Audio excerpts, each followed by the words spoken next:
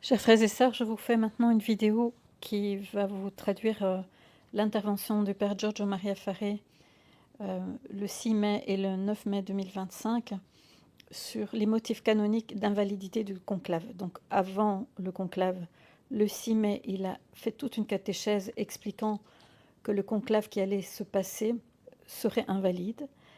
Et le 9 mai, il a fait un résumé. Je vous fais ici le résumé, mais je vais vous mettre le lien vers la traduction automatique sur son site de la catéchèse qu'il a faite le 6 mai, qui est beaucoup plus élaborée et longue par rapport au droit canon. Alors, je rappelle que c'est le droit canon qui régit l'Église, c'est pas le chaos qui régit l'Église, ni les coups d'État faits par les nations. Du temps de Saint-Hildegarde, c'est pas Barberousse qui avait le droit de nommer un antipape et de faire toute une ligne antipapale. De même, de notre temps, ce n'est pas à Obama et sa clique à avoir fait un coup d'État à Benoît XVI qui va régler l'Église. La véritable Église reste au véritable pape, et Benoît XVI n'ayant pas démissionné validement de son monus pétrinien, il a gardé jusqu'à sa mort, le 31 décembre 2022, le monus pétrinien pour lui. Et donc le conclave qui a suivi était illégitime. Et donc cette personne qui s'appelle Bergoglio, Jorge Mario Bergoglio, qui a fait des cardinaux, ne les a pas fait validement. Donc c'est sur cette prémisse que le père Giorgio Maria Faré s'explique. Et donc je vous lis son texte résumé. Dans ma catéchèse du 6 mai, j'ai exposé les critères permettant d'évaluer la validité ou non du conclave, et je les résume brièvement. Je ne peux pas les développer, sinon je répéterai la même catéchèse, et ceux qui sont intéressés peuvent réécouter la vidéo de la catéchèse ou lire le PDF de mon discours. Moi, je vous donne ici ce lien dans le PDF en description de cette vidéo.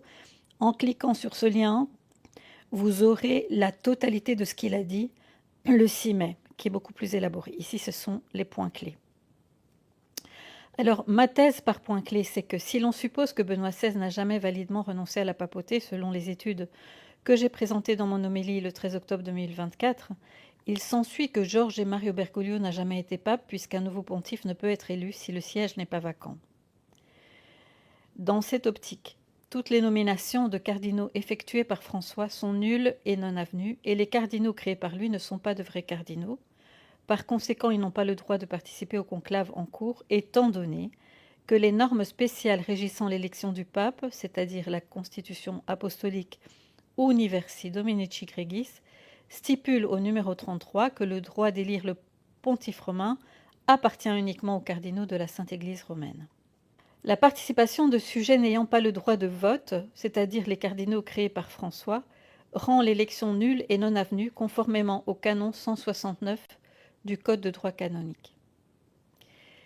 Étant donné que d'autres ont avancé la possibilité d'appliquer le principe de substitution pour résoudre la situation, Ecclesia Supplet, j'ai argumenté en exposant les raisons pour lesquelles je ne considère pas que le principe Ecclesia Supplet, ou principe de substitution, soit applicable ni aux nominations de cardinaux par François, un principe qui rendrait ces nominations valides, ni au vote des cardinaux sans nomination valide, un principe qui rendrait leur vote valide.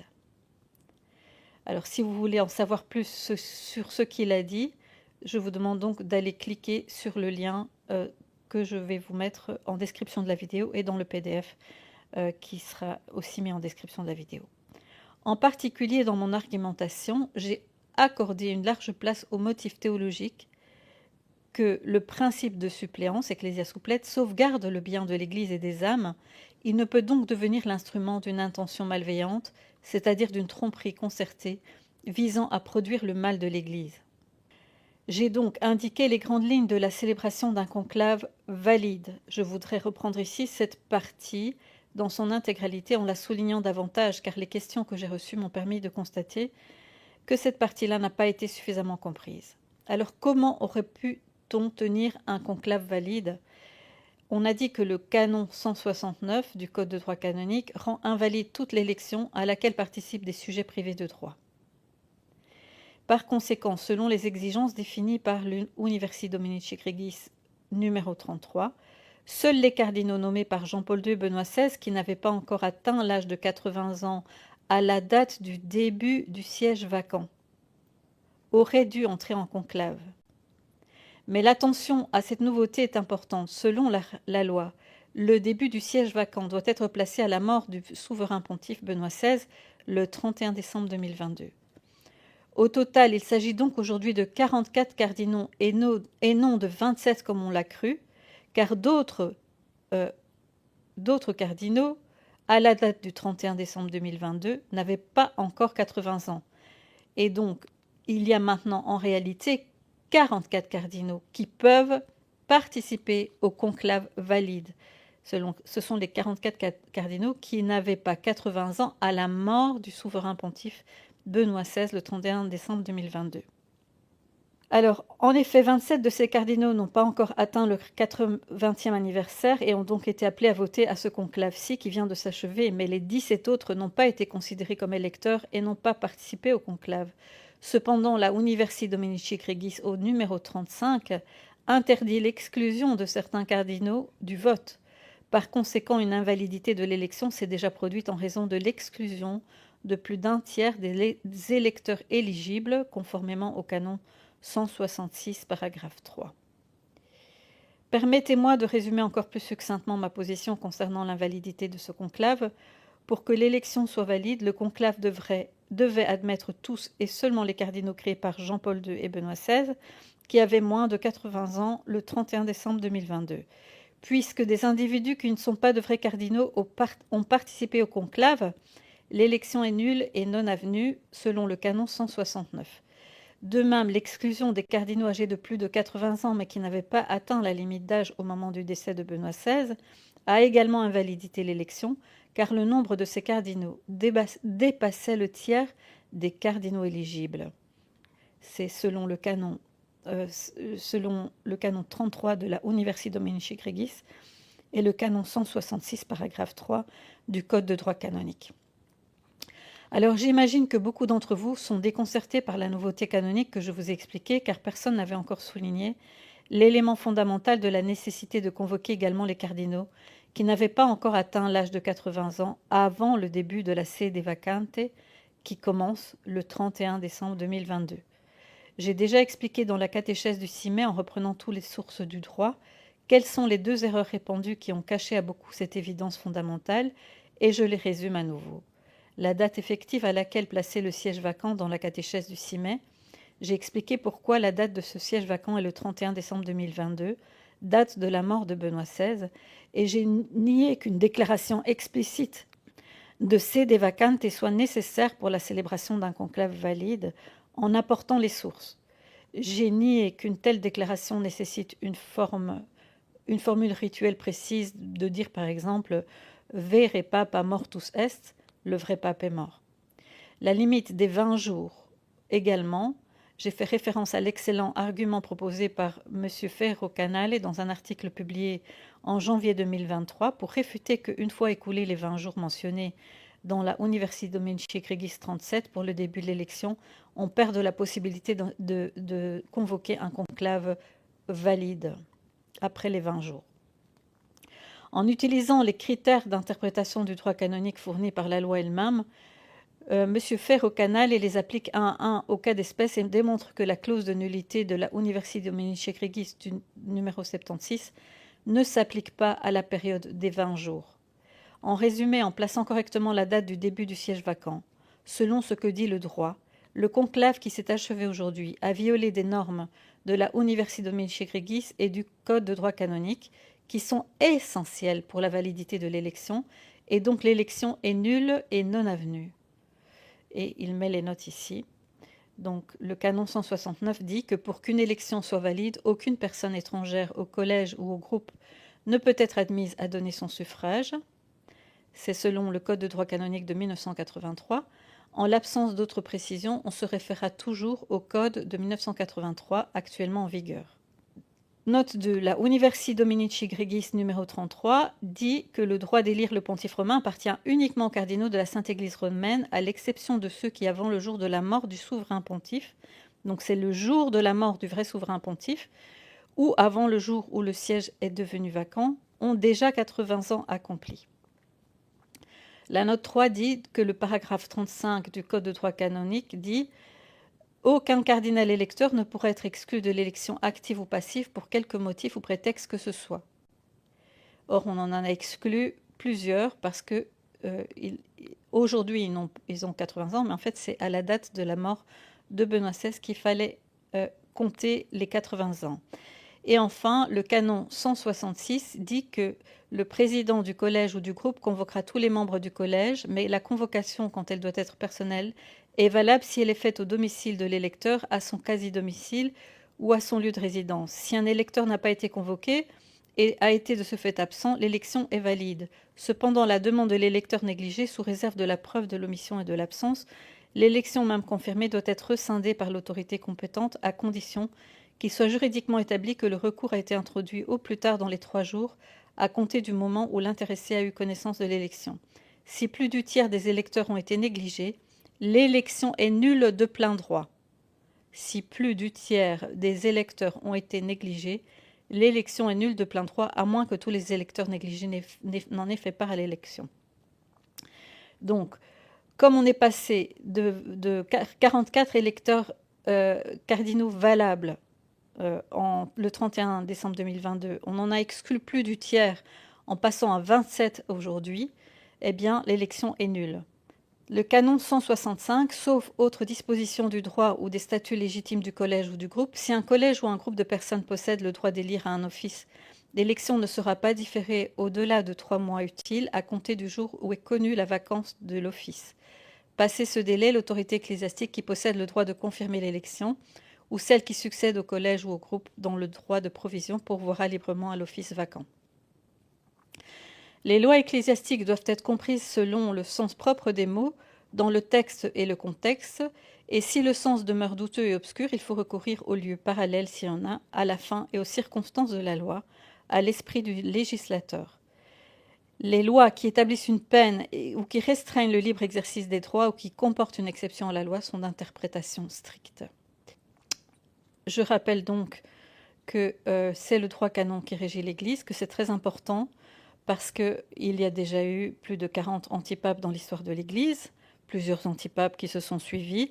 Nous sommes dans le même cas, nous sommes dans une lignée antipapale. Il faut des électeurs, des cardinaux électeurs par les vrais pontifes, donc par Benoît XVI et Jean-Paul II. Il en existe encore 44 aujourd'hui, et c'est à eux à décider d'un conclave, c'est à eux à convoquer un conclave et à élire un vrai pape. Je vous rappelle également que selon les prophéties de Garabandal et de Malachie, et d'ailleurs à Fatima, à Akita, nous sommes à la fin des temps et c'est normal que nous n'avons pas de pape valide. Le saint de l'Apocalypse qui s'appelle Saint Vincent Ferrier a dit qu'il y aurait un temps de siège vacant et nous sommes dans un temps de siège vacant. C'est pas pour autant que nous pouvons être taxés comme ceux qui ont décidé que depuis le Concile Vatican II, il n'y avait plus de pape. Ceux-là, ils se sont pas appuyés sur le droit canon, mais sur leur propre subjectivité, en décidant que le Concile Vatican II était hérétique, ce qui est faux.